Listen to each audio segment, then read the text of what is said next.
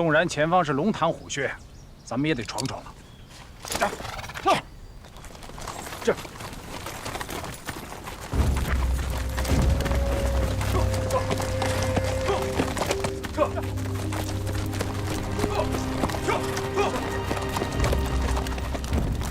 控制为师，有埋伏，有埋伏！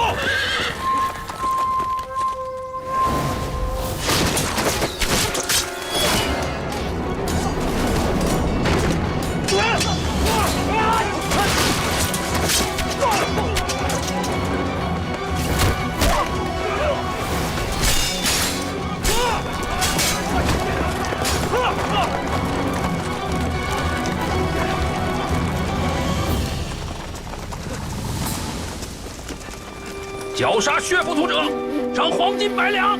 是。金哨保留部，保护顾指挥使要紧，防止那些血浮屠再杀个回马枪。好，臣遵令。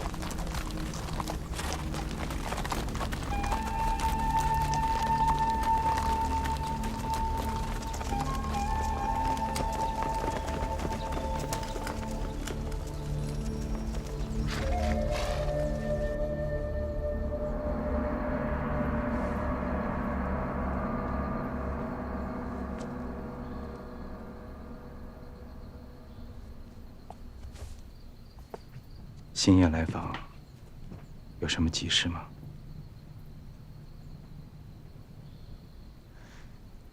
我又不是你的大花，你这么看着本王，本王甚是难堪呐。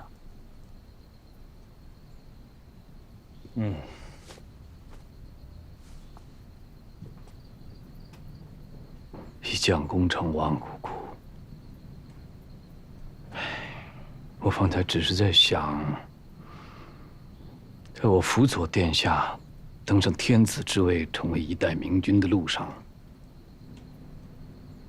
要埋下多少枯骨，断送多少深闺梦中人的性命，这一切是否值得呢？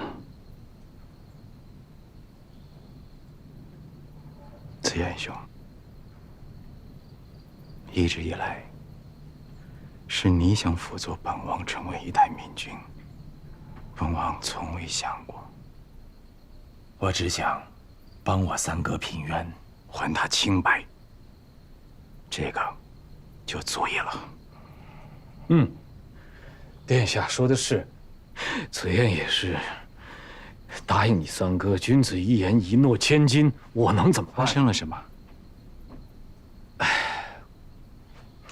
怪我儿女情长，忘了我刚才说的吧？到底发生了什么？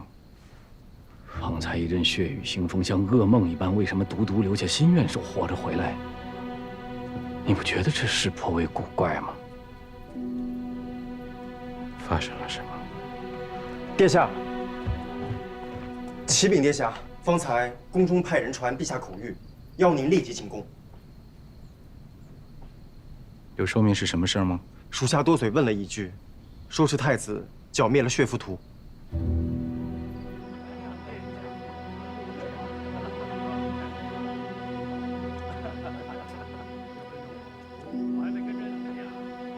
方才的一场血雨腥风像噩梦一样，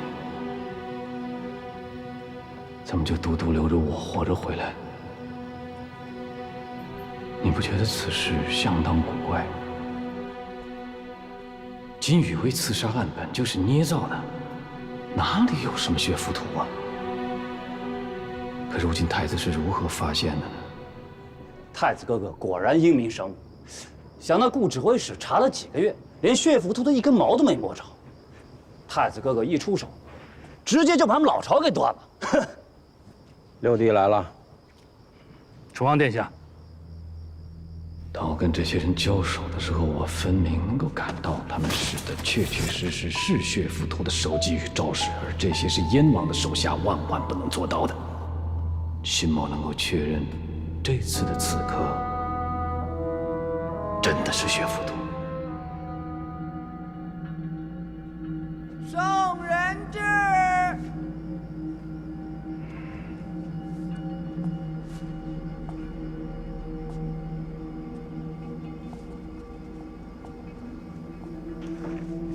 儿臣参见父皇。都凭什么？谢父皇。启禀陛下，太子殿下谋略双全，在地京部下眼线，顺藤摸瓜，一举捣毁血浮屠的老巢。13具血浮屠的余部，均被太子殿下率部斩杀。儿臣终不负父皇所托。这血浮屠老巢不是在燕州吗？怎么竟突然出现在地京了？回禀父皇，这不过是他们为了掩人耳目的雕虫小技罢了。所谓的大成遗孤，所谓的复国，通通都是幌子。不过是这几个血浮屠残部，对顾指挥使怀恨在心，决意报复。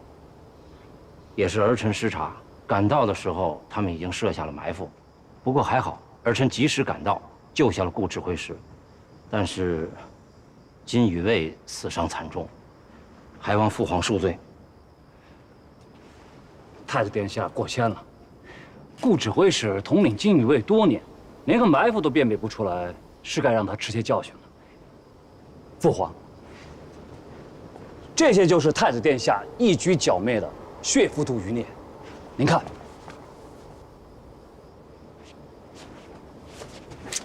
还他脸上那痦子生得跟怪物一样，谁会要他？启禀殿下，昨日一共有13名耕族失踪了。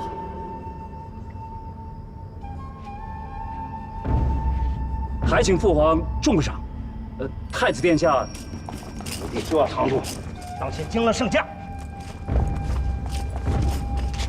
是，儿臣唐突。好，甚好。剿灭13名血浮屠余孽，的确是大功一件呐。朕恍惚记得，大越送了几匹狸马，可有此事啊？启禀陛下，确有此事，不过不是大越送的，是邱尚奇邱都督与大越谈妥马氏的安置。这可是我们第一笔交易。川儿也是尚武之人，就将这几匹狸马直接送到东宫。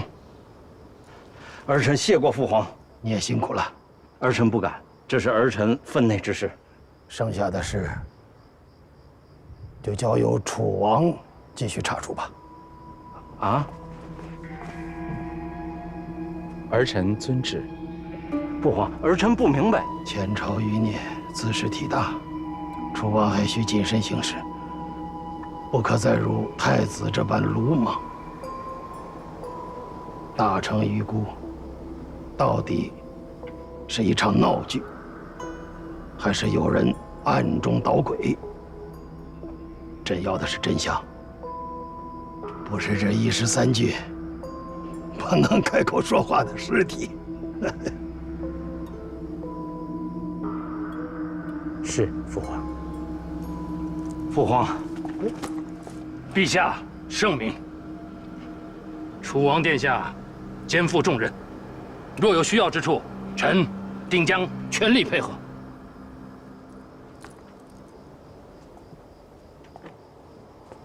摆驾回宫。恭喜太子哥哥，恭喜！殿下，真了不起啊，太子哥哥。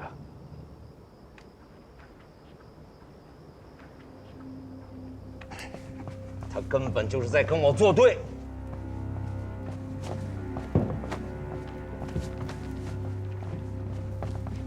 舅父，我真的有点乱了方寸了。您说我父皇他到底什么意思？这一次一次的，难不成他真的想废了我这个太子？他敢！若不是我整个闽海常侍替他坐镇，他能坐稳这江山？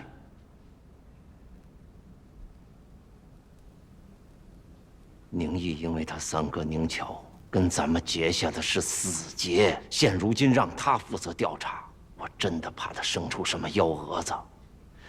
舅父，您怎么就能同意了呢？万一他弄出个大成遗孤来，太子，你怎么就忘了呢？舅父当日说过的话，何来大成遗孤？何为大成遗孤？我记得，顾恒手里抱着的就是大成遗孤，无错。舅父现在有一个办法，可以让大成遗孤一案彻底了结。陛下，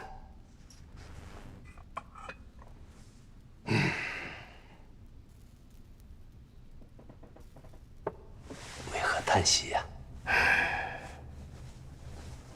太子殿下除掉了血浮屠，本是好事。朕也希望它是个好事啊。是朕多心了，只不过，陛下在问起血浮屠老巢何以从燕州变成了地京附近时，太子虽对答如流，但似乎避重就轻了点儿。正是，似乎是防着朕有此疑问，早已经备好了答案。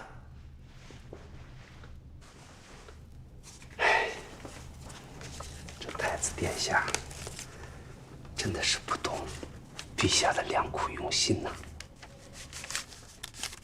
他总是有事瞒着朕，现在也只有宁毅，不是太子和常家之人。不知是否能查出点什么？可陛下，楚王殿下若真的查出点什么，难不成陛下想把太子……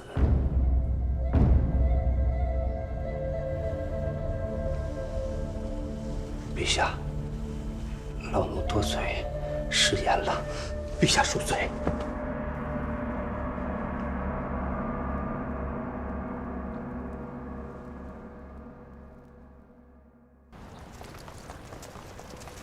二位殿下，卑职无能。这血浮屠一案，卑职追查数月，却毫无线索。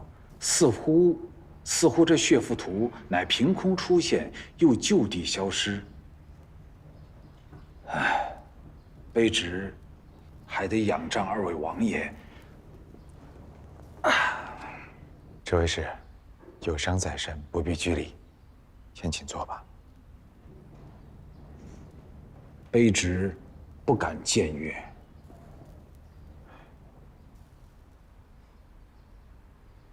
行了，顾指挥使，在本王面前就不用拘着了，又不是第一次来你这儿，跟平时一样。坐吧。孤言，谢过二位王爷。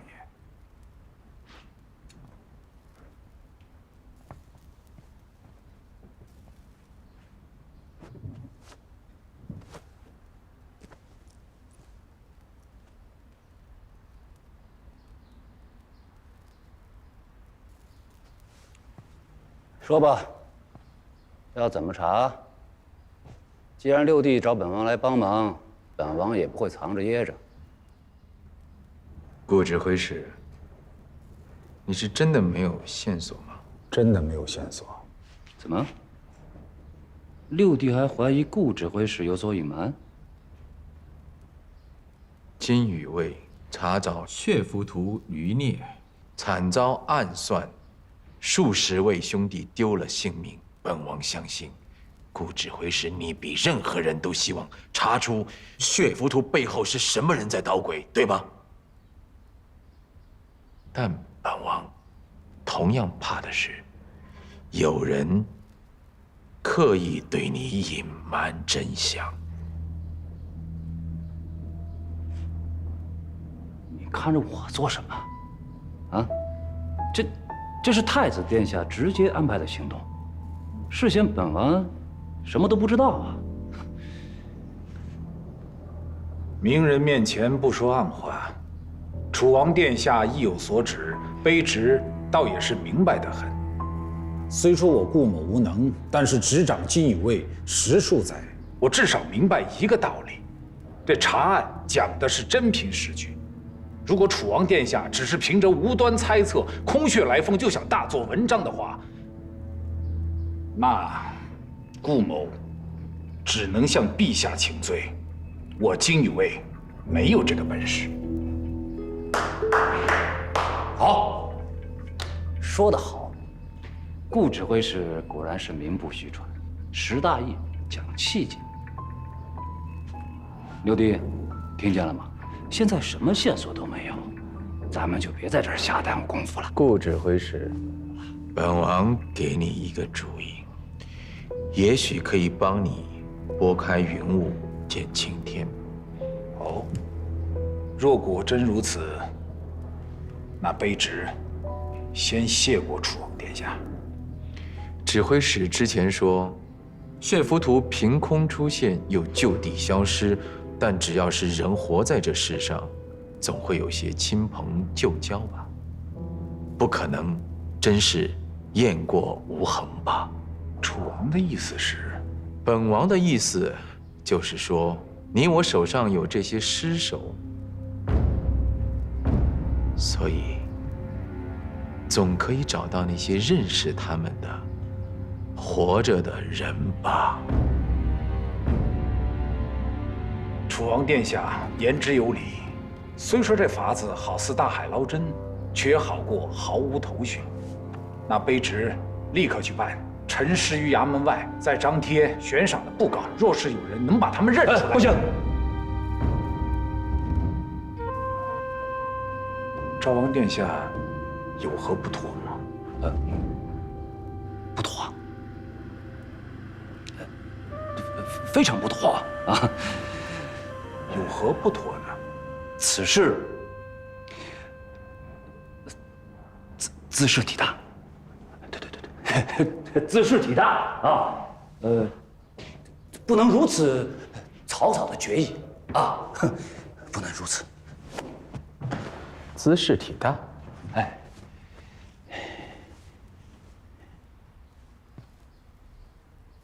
王兄，那本王就来揣摩一下。王兄，你是什么意思？可好？啊，陈尸之举太过血腥残忍，有违父皇以仁义治国之用心，可对啊？对，本王就是这个意思，啊，父皇宅心仁厚，对大臣旧臣也是多有怀柔。哦，朝中不乏像顾指挥使这样的两朝重臣，如此陈尸之举，令他们看到难免心寒呐。赵王殿下，此言差矣啊。卑职倒是赞同楚王。吴哥，还是你考虑的周全。王帝差点失了分寸，万一父皇有日会责备我。多谢王兄提点。啊，那是当然，那是当然。本王这也是为了六弟好嘛。为了大家好，大家好。二位殿下，能给卑职一个明示吗？王兄，布告，你们照贴，广集线索，那总是好的。陈尸就不必了啊。当然听赵王的，听赵王的。卑职立刻去办。王兄，还是你周到啊！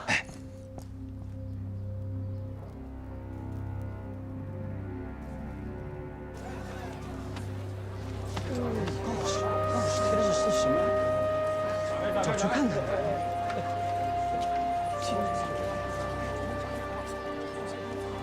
血浮屠？哎，这血浮屠是啥？这你年轻人不知道啊？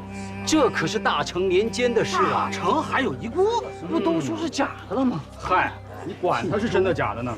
现如今可是太平盛世了，谁还会关心他前朝的？哎，如果能关心得着，那可是天大的好事啊！这可是1000两黄金的赏金呐！1000两黄金？哎，你说你会不会是血浮屠啊？我举了你，会不会有1000两黄金啊？我看你才像呢，不如你就是那大成遗孤，价值1000两黄金，我把你举了，赏金分你媳妇儿一半。那行，就算是一半啊，也是我一辈子都赚不到的呀。行了行了，别看了。这过不了几日，这回使你就要费心甄别各色的血浮图和大成遗孤了。如若这一切真是大成遗孤所为，这回使你会作何感想？请。顾某万不敢劳动王爷后代。殿下若无他事，臣告退了。如若这大成的九皇子当真在世，这回使你心里是否有几丝宽慰啊？楚王殿下何出此言？顾某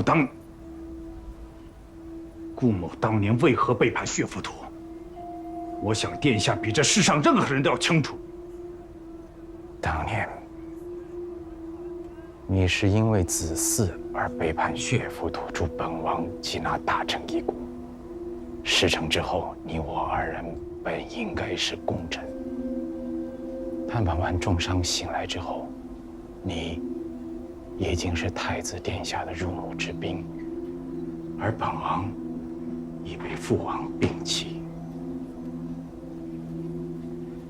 这10数年，大成遗孤竟然出现，而父皇偏偏又让本王来查此案。这回是，你说这是因果不虚，报应不爽吗？楚王殿下，您这番话，无非是想让顾某再次背叛太子而已。像我这样一个反复无常的小人，本来就应该得到报应，不劳殿下费心。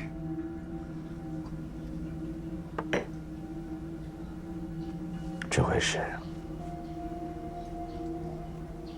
这些年，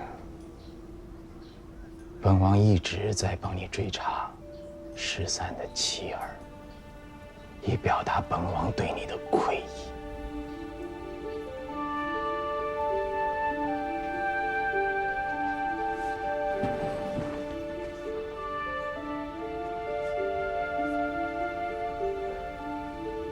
这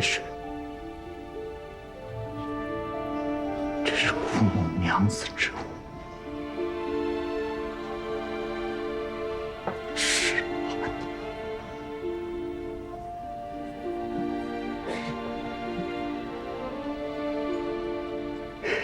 一心全无。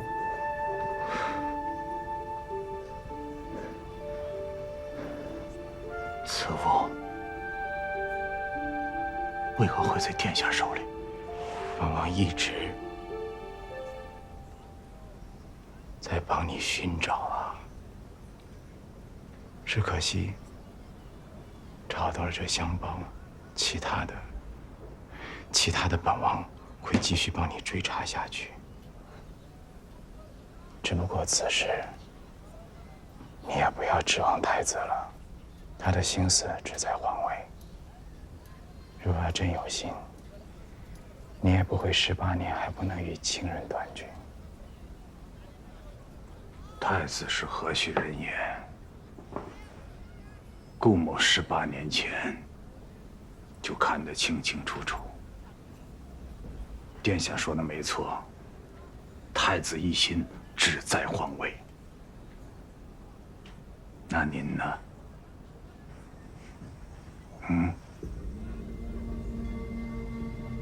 您又是何许人也？您自己看清楚了吗？一个8岁的孩童，拿着别人妻儿的性命做要挟，逼他成了一个叛贼，害死了自己的长兄，还要以一个尚在襁褓中婴儿的性命来换取太子之位。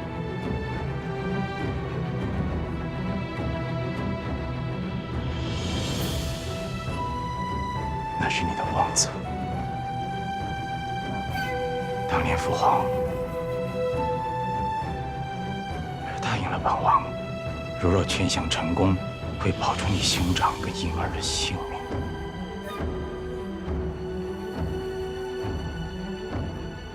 妄测！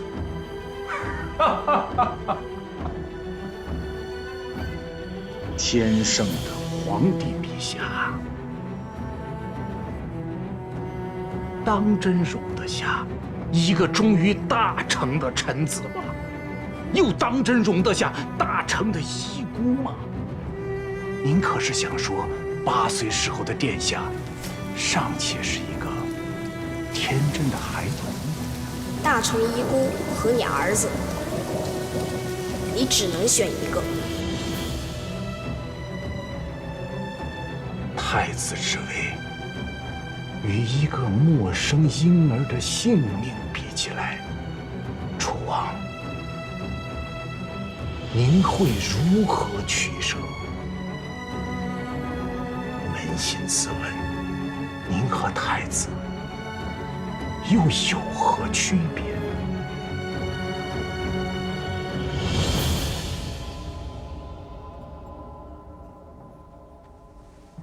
殿下，若没有别的事，吩咐微臣，微臣告退了。8岁的宁毅，8岁的宁毅只有8岁。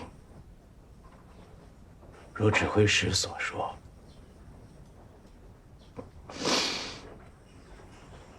他确实是一个天真、自以为自己懂了一切的无知的孩童。母妃。但之后的18年，重重变故，他学到了很多，比如那活生生一条条的性命意味着什么。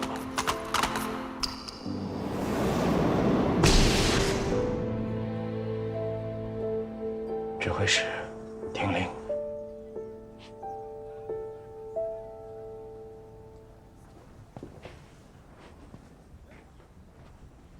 臣在。金宇威，从今日起，全天暗中监视赵王明言，不得有误。若有半点泄露，军法处置。殿下说来说去，不过还是兄弟博弈权位之争，暗中调查皇子，此乃犯上之举，恕微臣不能听命。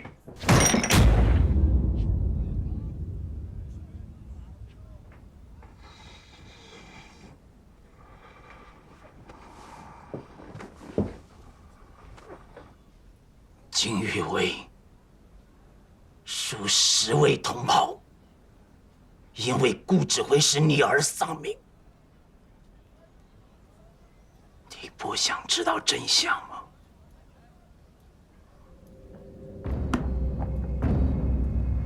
你不想知道真相吗？你不想告慰这些无辜的亡灵吗？你想？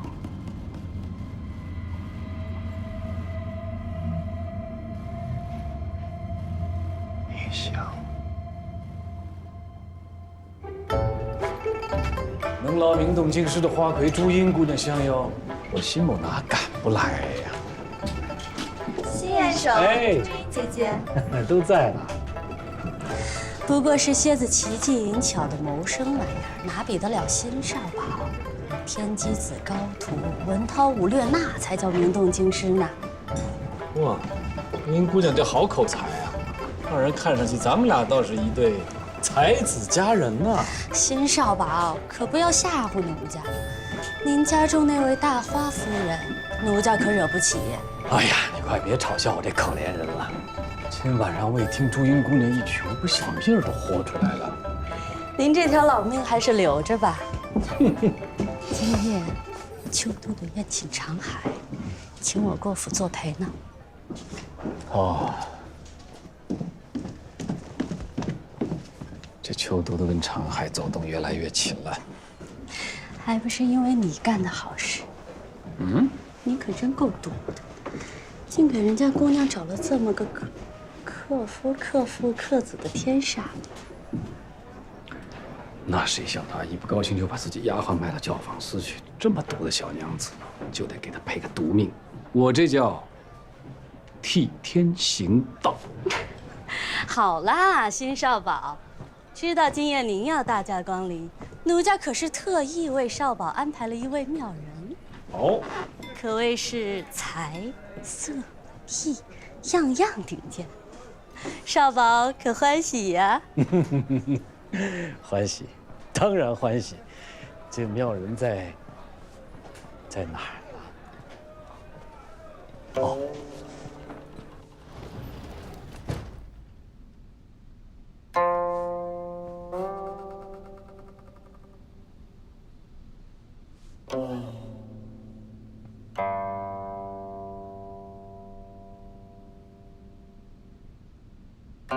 哎呀，弦弦掩抑声声思，似诉平生不得志。姑娘能否出来一见呀？姑娘这是何意？我不是害羞了吗？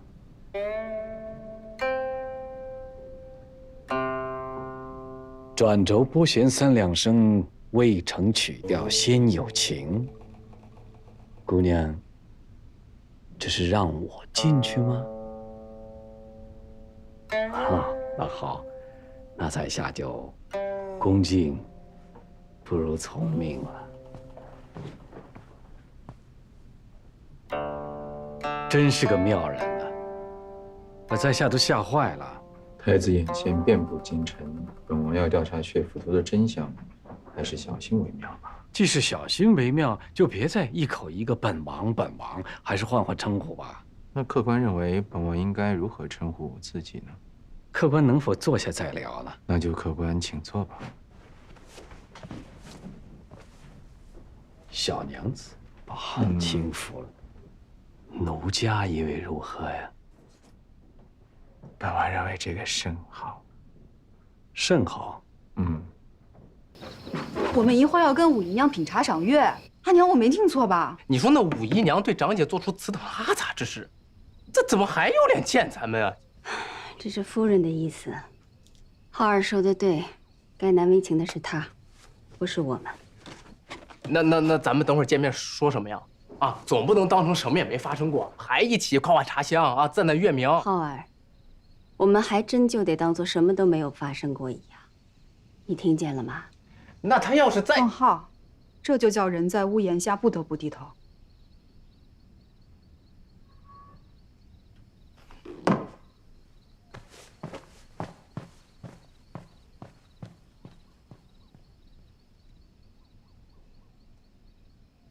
你是不是觉得那些尸体有些蹊跷？不但蹊跷，我还认为宁年已经明白这其中的蹊跷。好，那我这就派人暗中去调查此事。不过宁言如此鲁莽，他要是真的知道了什么，很快也会露出马脚来的。此次就不劳烦紫燕兄了，已经有人代劳了。哦，这么说又有什么能人志士拜倒在了姑娘的石榴裙下呀？哎，顾言，你说服他了？嗯，说服，哈。当年确实是本王逼他反了大臣，又累他兄长跳崖殉国。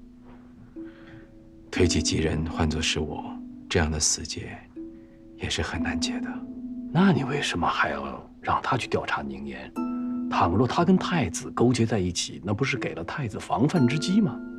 高手对局，拼的是一个谋略的布局，有些时候还是要赌一下的。本王就要赌太子心狠手辣，不达目的誓不罢休。我还赌我赌那顾衍对他同袍有肝胆相照的兄弟之情，但是本王也只有这一次机会可以收服他，但前提就是他自己发现他自己的真相。那是赌输了吗？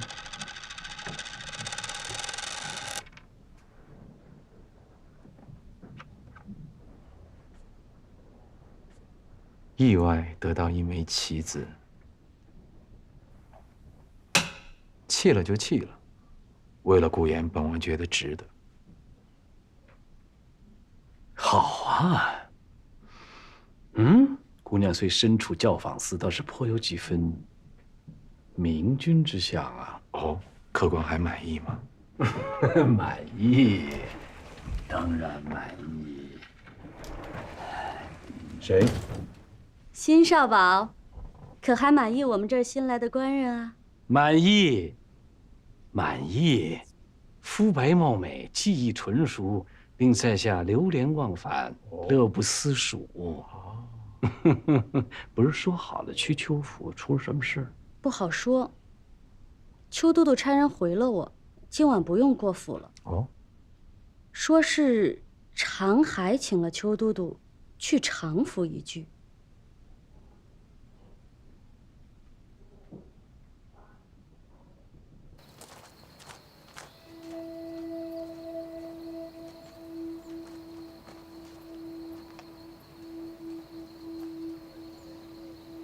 邱某见过长公。邱都督来了。跟常某过两招，切磋切磋。邱某不敢。邱都督这是怎么了？畏畏缩缩的，是把武德二字视为玩笑，还是瞧不起我常某人呢？既然长公那么看得起邱某，邱某得罪了。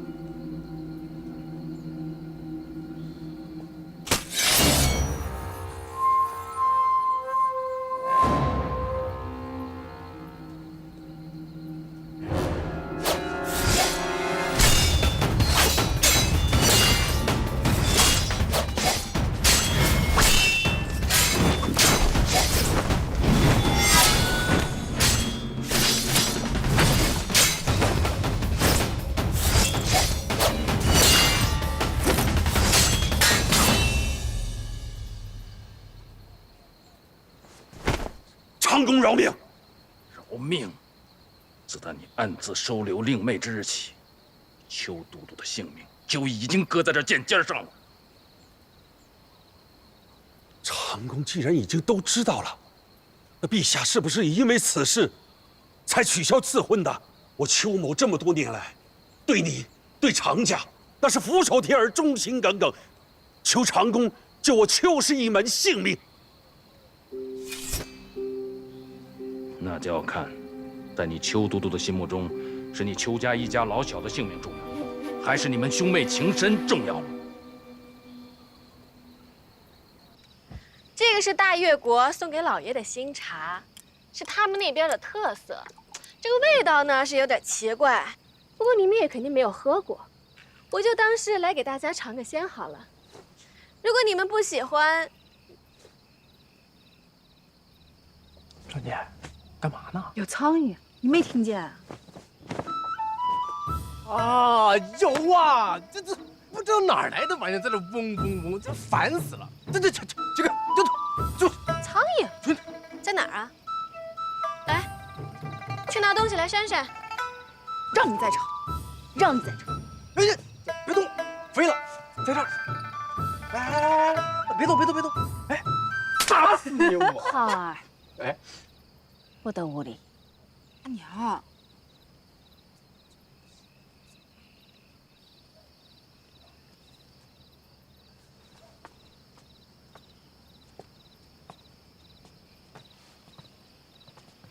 老爷回来了，快请老爷上座，陪我和妹妹一家坐下喝喝茶。这一家人虽然都在一个府里，但也很少聚一聚，说说话。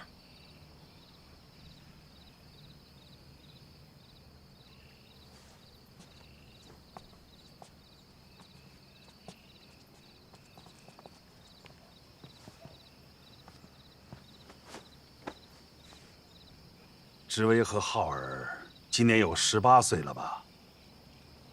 是。一晃眼啊，如今已是天盛18年了。想着为兄和小妹是这般年纪的时候，却是大成18年间。真是世事变迁，人生无常啊！长兄，你今日何来如此感慨呀？于小妹来说，日子都是一样的过。如今，我也只剩下为人母的期盼，盼着知微还有浩儿啊，能够早日成家立业，平平安安，我也就心满意足了。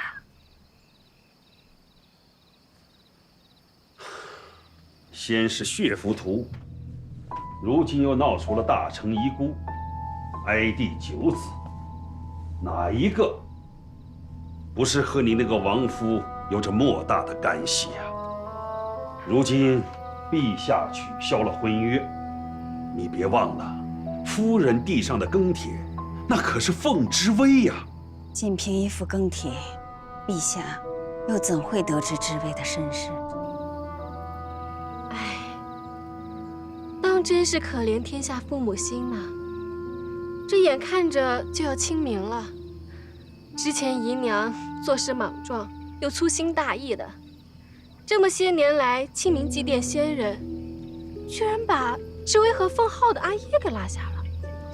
哎，不知他姓甚名谁，忌日又在何时？奴婢之前做事多有得罪，就让奴婢为凤家做些什么，好将功补过吧。